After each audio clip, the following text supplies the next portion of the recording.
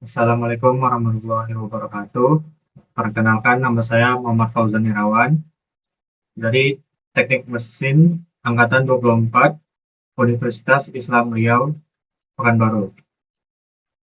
Di sini saya akan menjelaskan materi termodinamika tentang ilmu energi dan perubahannya. Definisi termodinamika merupakan salah satu cabang fisika yang membahas mengenai perubahan energi panas menjadi bentuk energi lain. Hukum pertama termodinamika dan hukum termodinamika kedua menjadi acuan dalam membahas mengenai perubahan energi. Pengukuran di dalam termodinamika tidak dinyatakan dengan besaran mikroskopis, melainkan dengan besaran makroskopis. Termodinamika membahas mengenai hubungan antara energi, panas, kerja, entropi, dan kespontanan proses. Termodinamika berhubungan dekat dengan mekanika statika, di mana hubungan termodinamika berasal. Asal kata termodinamika adalah dari dua kata bahasa Yunani, yaitu thermos yang artinya panas dan dynamic yang artinya perubahan.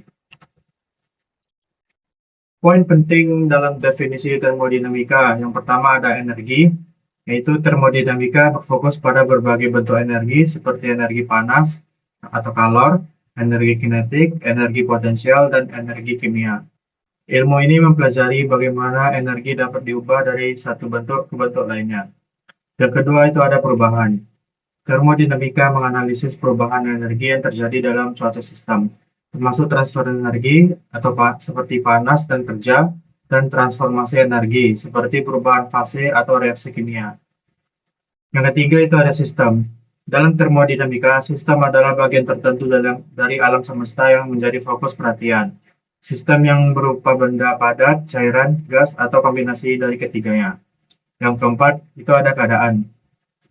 Termodinamika seringkali membahas sistem dalam keadaan setimbang, yaitu kondisi di mana sifat-sifat sistem seperti suhu, tekanan, dan volume tidak berubah seiring waktu. Sistem termodinamika.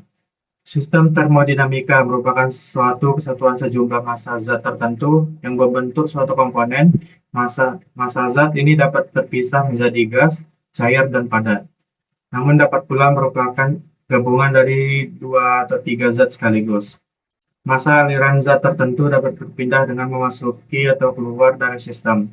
Sementara itu, perpindahan energi diperantarai oleh permukaan batas dari suatu sistem yang terjadi secara bersamaan.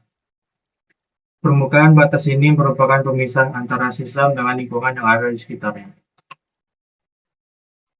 Sistem termodinamika adalah bagian dari alam semesta yang diperhitungkan. Sebuah batasan yang nyata atau imajinasi memisahkan sistem dengan alam semesta yang disebut lingkungan. Klasifikasi sistem termodinamika berdasarkan pada sifat batas sistem, lingkungan, dan perpindahan materi.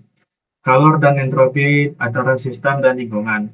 Ada tiga jenis sistem berdasarkan jenis pertukaran yang terjadi antara sistem dan lingkungan, yaitu sistem terisolasi, sistem tertutup, dan sistem terbuka.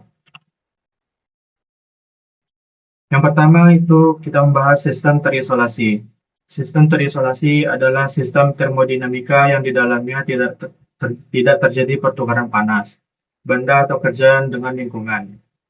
Contoh dari sistem terisolasi adalah wadah terisolasi, seperti tabung gas terisolasi. Dalam kenyataan, sebuah sistem tidak dapat terisolasi sepenuhnya dari lingkungan, karena pasti akan terjadi sedikit pencampuran. Meskipun hanya menerima sedikit penarikan gravitasi, dalam sistem terisolasi, energi yang masuk ke sistem sama dengan energi yang keluar dari sistem. Sistem tertutup. Sistem tertutup adalah sistem termodinamika yang di dalamnya terjadi pertukaran energi, panas dan kerja, tetapi tidak terjadi pertukaran benda dengan lingkungan. Rumah hijau adalah contoh dari sistem tertutup di mana terjadi pertukaran panas tetapi tidak terjadi pertukaran kerja dengan lingkungan. Apakah suatu sistem terjadi pertukaran panas, kerja, atau keduanya biasanya dipertimbangkan sebagai sifat pembatasnya.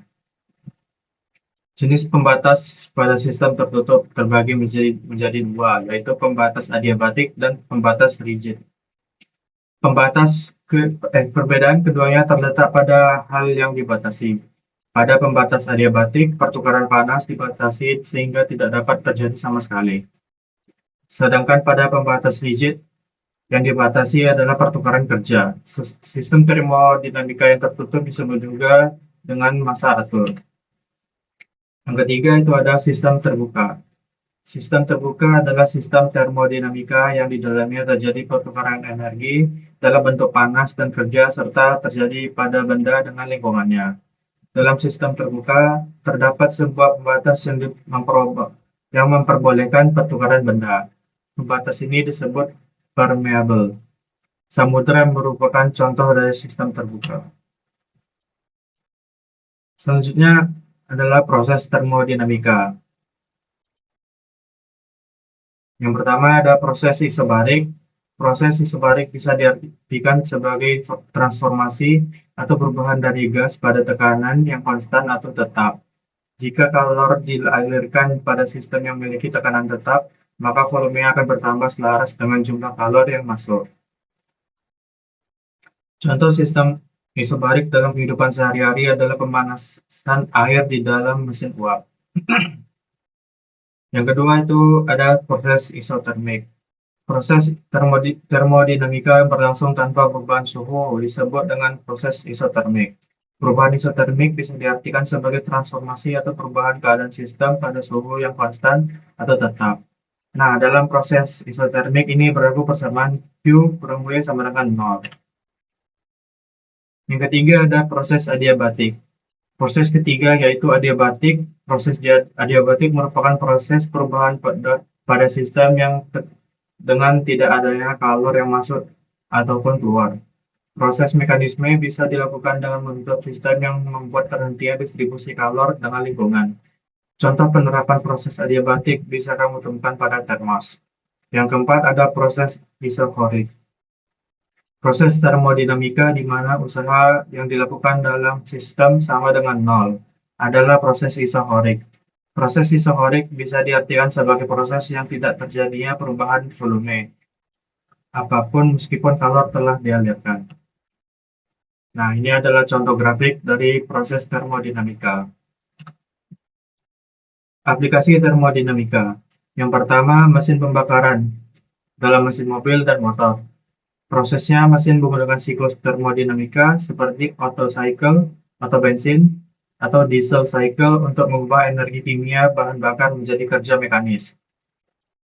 Prinsip ini menggunakan hukum termodinamika pertama, yaitu konservasi energi, dan hukum termodinamika kedua, yaitu entropi meningkat.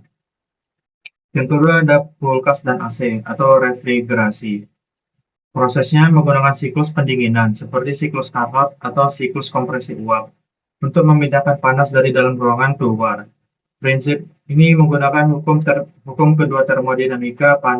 Panas tidak bisa mengalir dari dingin ke panas tanpa kerja eksternal.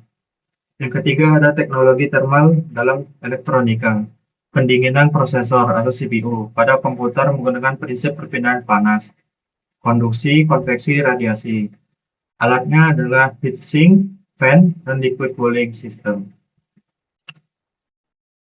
Kesimpulan dari materi ini adalah termodinamika merupakan ilmu yang sangat penting karena prinsip-prinsipnya digunakan secara luas dalam berbagai aspek kehidupan dan teknologi, mulai dari mesin kendaraan, alat pendinginan seperti kulkas dan AC, hingga pembangkit listrik dan proses industri. Semuanya bekerja berdasarkan hukum-hukum termodinamika.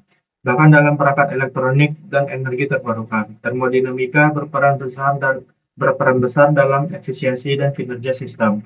Dengan memahami dan menerapkan konsep termodinamika, kita dapat menciptakan teknologi yang lebih efisien, hemat energi, dan ramah lingkungan.